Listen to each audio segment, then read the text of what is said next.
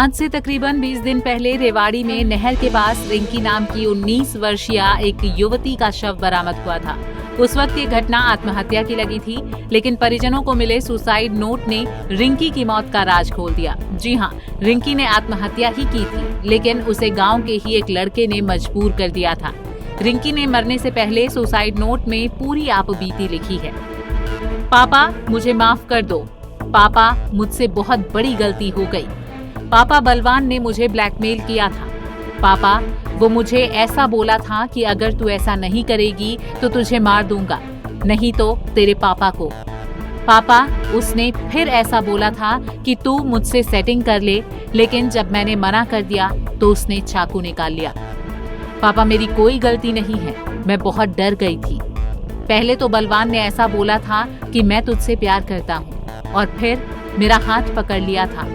उसने मुझे धमकी भी दी थी कि अगर तू नहीं मानेगी तो फांसी लगाकर तुझे मार दूंगा।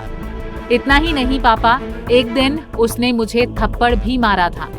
पापा और मम्मी, मुझे माफ कर दो, मैं जा रही हूँ भगवान के पास, और बलवान पर भरोसा मत करना, वो आपको धोखा दे रहा है। रिंकी ने सुसाइड नोट के दूसरे पन्ने में भी अपनी बेबसी और आरोपी ने उसके साथ कैसे जबरदस्ती की थी, वो तमाम बातें अपने शब्दों में बयां की हैं। मुझे मारने में बलवान का हाथ है। पापा, मैं जब भी बाहर जाती थी तो वो बोलता था कि तू किस कर, लेकिन मैंने मना कर दिया था।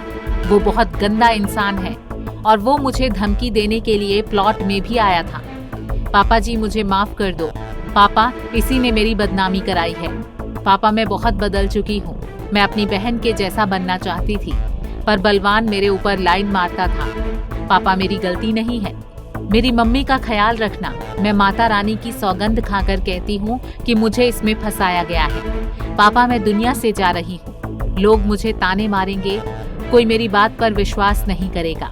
पापा, मैं आपको सब कुछ बताना चाहती थी, लेकिन तब आप कांवड़ लेने के लिए चले गए थे।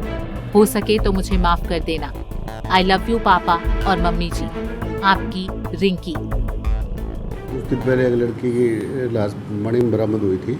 उसके परिवार ने पैर फिसलने पे उसकी पैर फिसलना होना बतलाया था, जिस पे उसकी तरह की कार्रवाई कर दी गई थी। तत्पश्चात अब उसके घर में कोई सुसाइड नोट बरामद हुआ, जिस पे FIR दर्ज कर दी गई है, और जिसकी जांच श्री राजेश कुमार जी DSP बावड़ कर रहे हैं। जो भी जांच में सामने आएगा, जिसके खिलाफ होगा उसके खिलाफ कार्रवाई कर दी जाएगी। बताया जा रहा है कुछ फ्रेंडशिप का उस पर दबाव बना रहा था, वो ये जांच का विषय है, अभी जांच चल रही है। जांच में आने पर जैसा भी होगा। ये पूरी घटना कसौल थाना क्षेत्र में पड़ते एक गांव की है, और इस खुलासे के बाद गांव में हड़कंप मच गया है। बहरहाल, सुसाइड नोट और पीड़ित पिता की लिखित शिकायत के आधार पर पुलिस ने मामला दर्ज कर लिया है, लेकिन अभी तक आरोपी को गिरफ्तार नहीं कर पाए हैं। पुलिस का कहना है कि छानबीन चल रही है, जल्दी ही आरोपी सलाखों के पीछे होगा। रेवाड़ी से मोहिंदर भारती, पंजाब केसरी टीवी। हमसे जुड़े रहने के लिए हमारे YouTube चैनल को सब्सक्राइब करें और नई वीडियो की नोटिफिकेशन के लिए बेल आइकॉन को दबाएं। अगर आप ये वीडियो Facebook पर देख रहे हैं तो लाइक जरूर करें और ज्यादा से ज्यादा शेयर करें। धन्यवाद।